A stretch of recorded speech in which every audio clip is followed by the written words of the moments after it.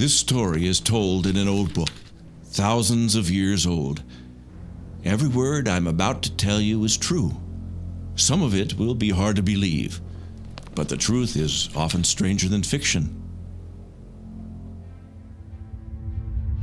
In the beginning, before the first man was created, before the earth, the sun, the stars, even before light and time were created, there was God.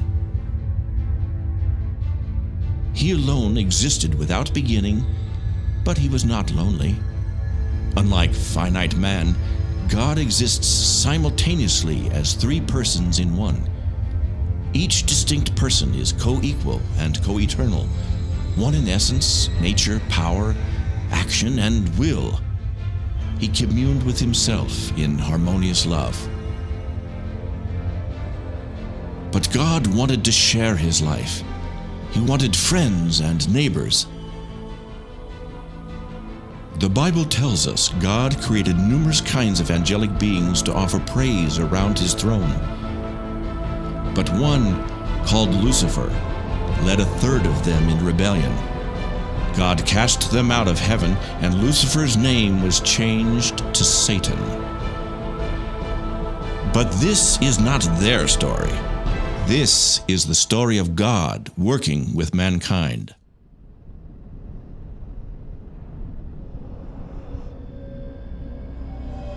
In the beginning, God created the heaven and the earth. And it came to pass that the earth was formless and void, and the Creator moved upon the face of the waters. Suddenly, God spoke into the darkness. "Let there be light." It was not as many modern men suppose. The Creator did not make use of evolution. He created all things by simply speaking them into existence. In 6 24-hour days, God made plants and animals to populate the earth. On the 6th day, with the evil ones watching, God formed a new creature from the dust of the ground. God breathed his own life into the body of clay, and the man became a living soul. He was made in the image of God, higher than the animals. God called the new creature man and gave him the name Adam. God looked at all his creation and said, "It is very good." Every day God talked with Adam, and life was wonderful. God brought all the animals before Adam so he could give each one a name. As the animals passed, Adam came to realize that he did not have a mate like they did. And God said, "I will make a mate to help Adam." God caused Adam to experience a deep sleep, and then took a rib from his side. With the rib, God fashioned a beautiful woman to be Adam's loving helper. God woke Adam and brought the woman to him. He told them to have children and replenish the earth, and Adam called his beautiful new wife Eve. They were both naked, but, like children, they were not aware of it. "She is bone of my bone and flesh of my flesh." Satan, the evil one, watched.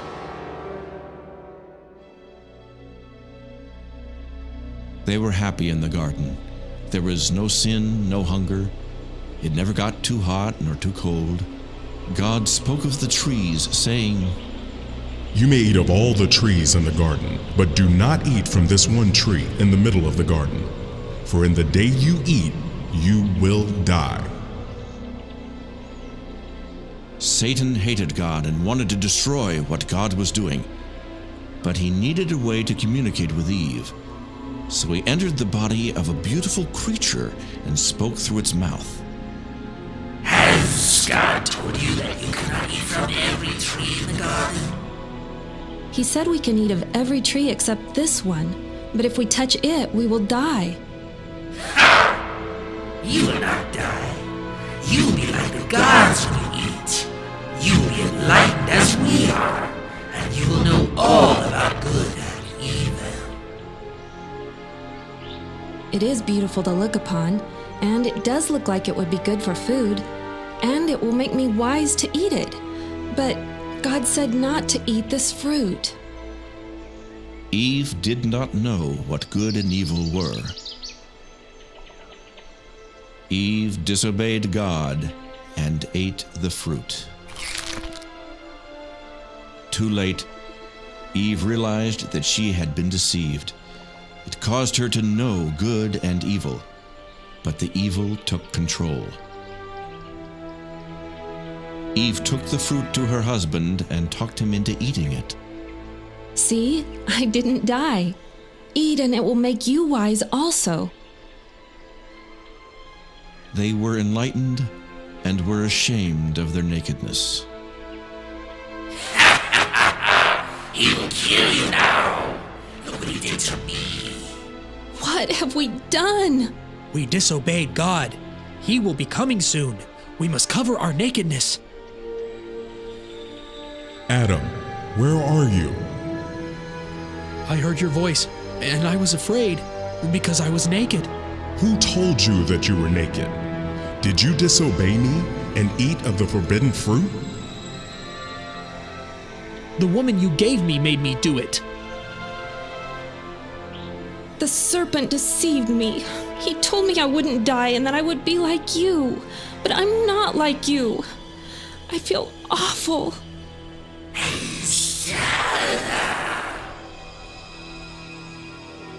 So God cursed the serpent and said unto him, Because you have done this, I will make you crawl on your belly and get dust in your mouth. I will make your seed and the woman's child to be enemies. Your seed will bruise the heel of the woman's child, but he will bruise your head. Here is the promise of a future battle. A time will come when the woman's seed will defeat Satan. This person will redeem mankind back to God and deliver them from the curse of sin and death. God could have destroyed Lucifer and all his angels in just a moment's time, but he allowed them to live as a test for the human race. Will men follow God, or will they follow Satan in his rebellion? God cursed mankind, saying, Adam, because you have yielded to your wife's persuasion and disobeyed me, I will curse this earth and cause thorns and thistles to grow better than the vegetables, and you will have to work hard to make the ground produce something to eat. As long as you live, you will have sorrow, working by the sweat on your face until you die and return to the ground from which you came.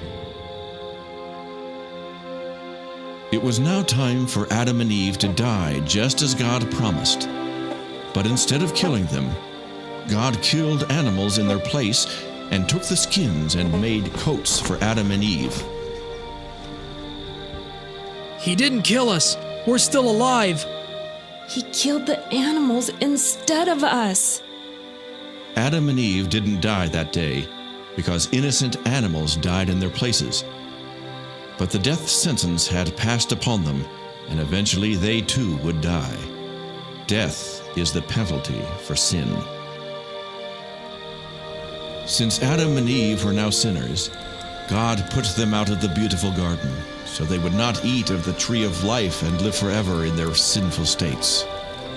God placed a special kind of angel called a cherubim at the entrance to the garden to keep anyone from getting to the tree of life.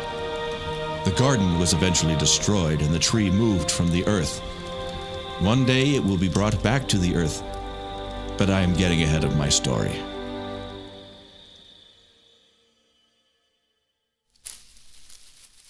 Adam and Eve had many children. Later, their sons and daughters would marry each other and have children of their own. Their first son, Cain, grew vegetables and fruit.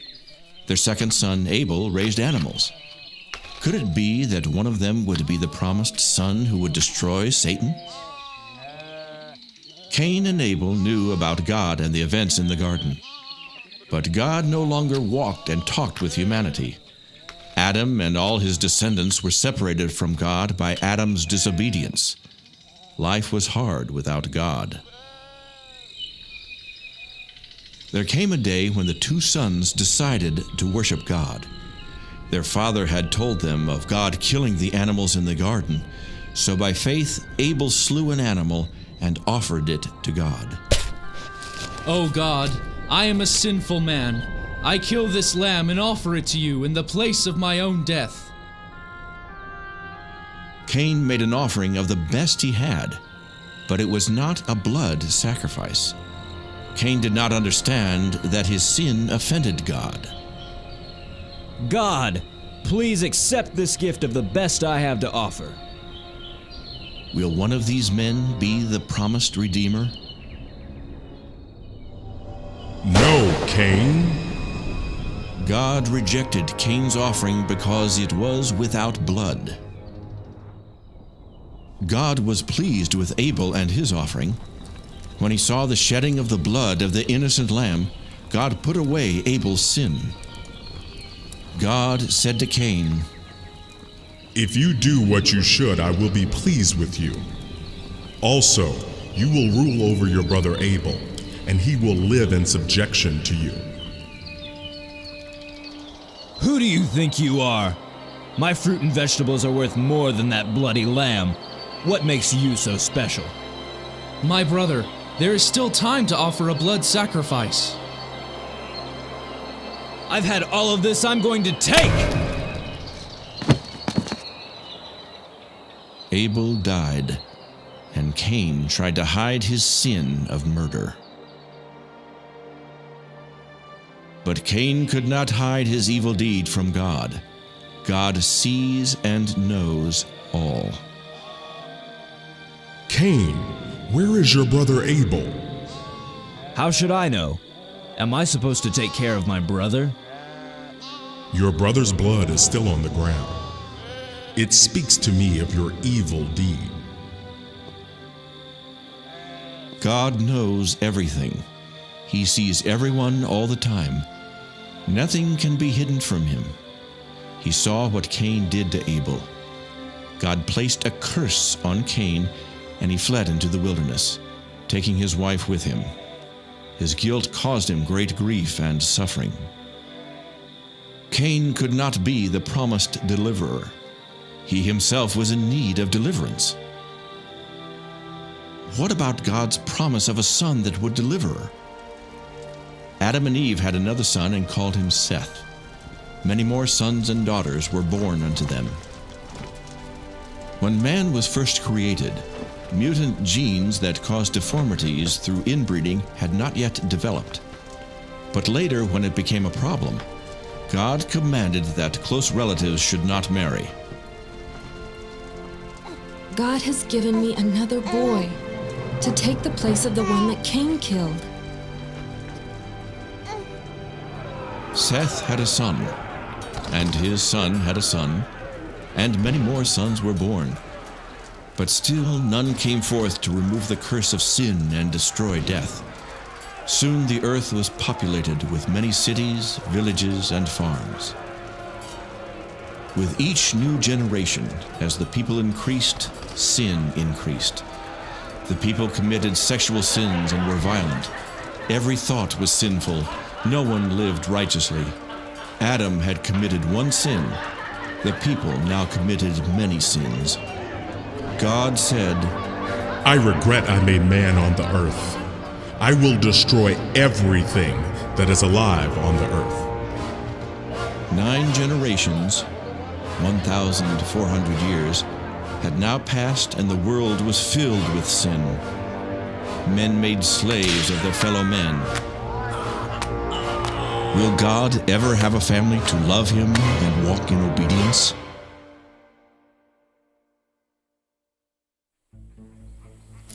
But there was one man who practiced justice and always did the right thing. Though God would kill all the others on the earth, he decided to be gracious to this man and not kill him or his family. Noah, I am going to send a great flood of water upon all of the earth. Everything that has breath will die. In order to save yourself, your family, and the animals, you will build a big boat. Take with you on the boat 1 pair of every animal upon the face of the earth. You will take 7 of all that are permissible to eat.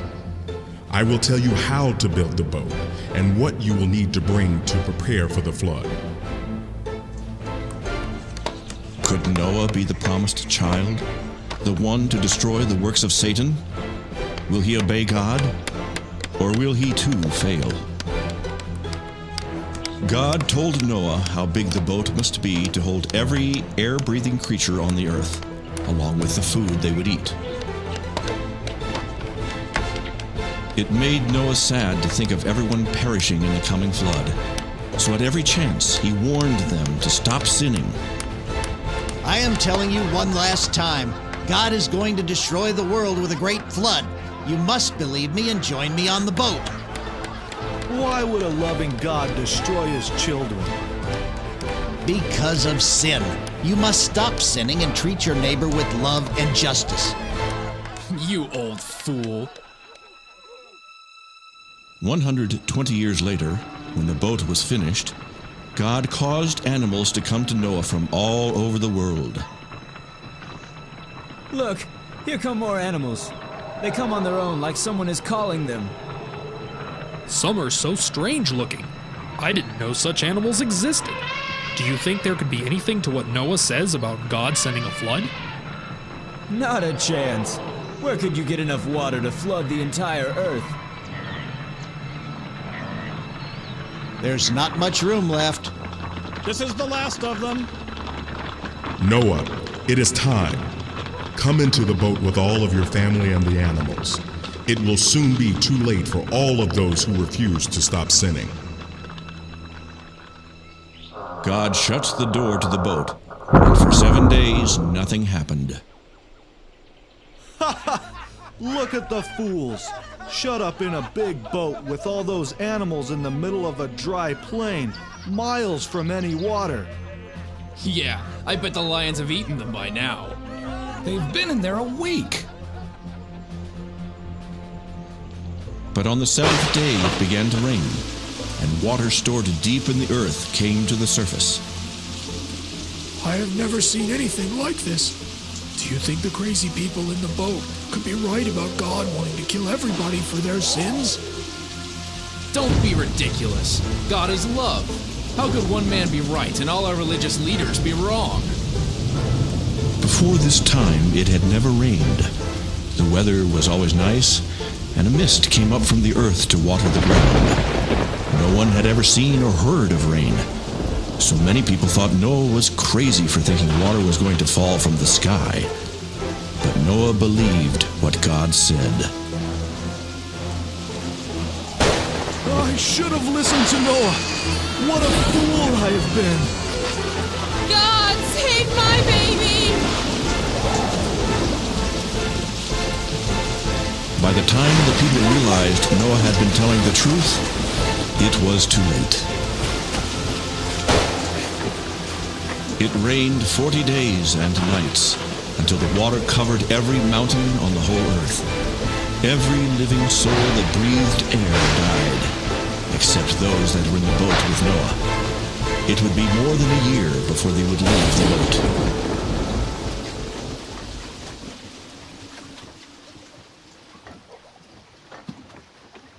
I'll be glad when the water goes down and we can leave this boat.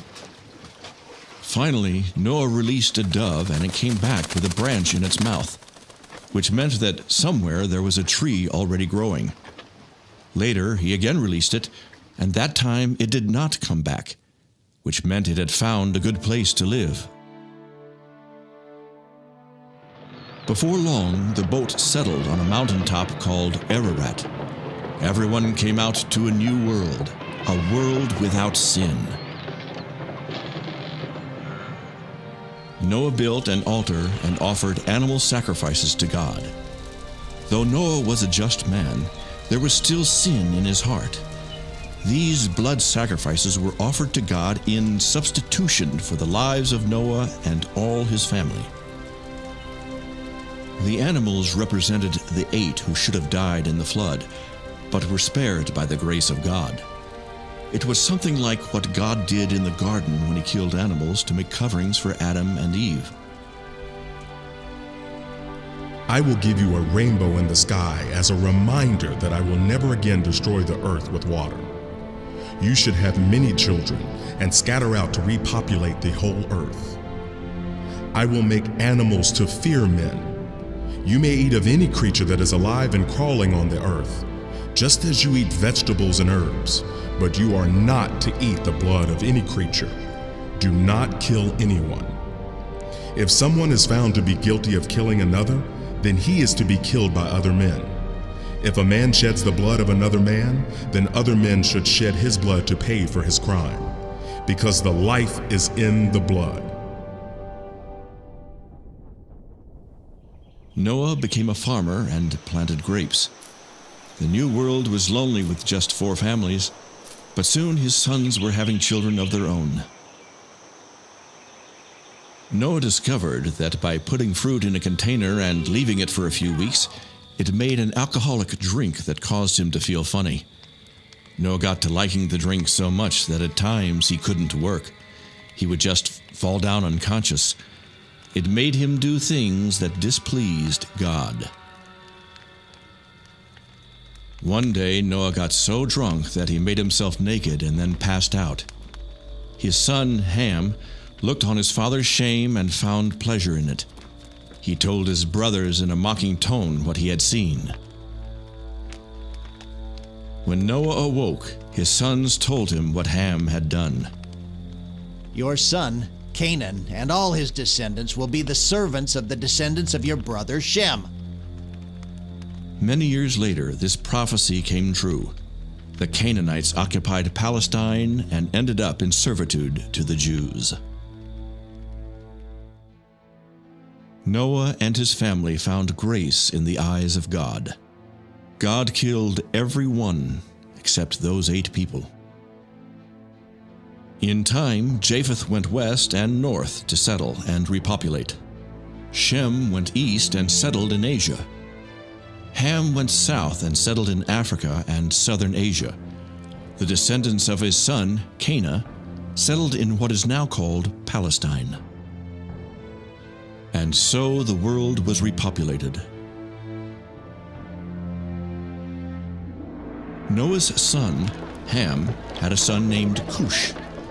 And then Cush had a son named Nimrod. Nimrod grew up to be a mighty hunter and was well known throughout the whole earth. He refused to obey God and started his own false religion in a place called Babylon. The people of Babylon did not want to scatter out and repopulate the earth as God had commanded. So they got together and built a great and high tower as a center of worship.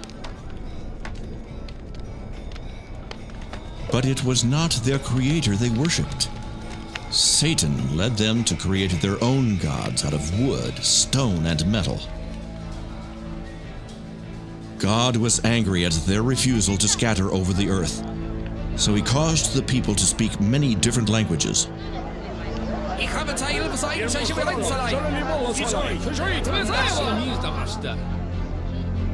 The workmen could no longer understand each other, so they could not continue the work.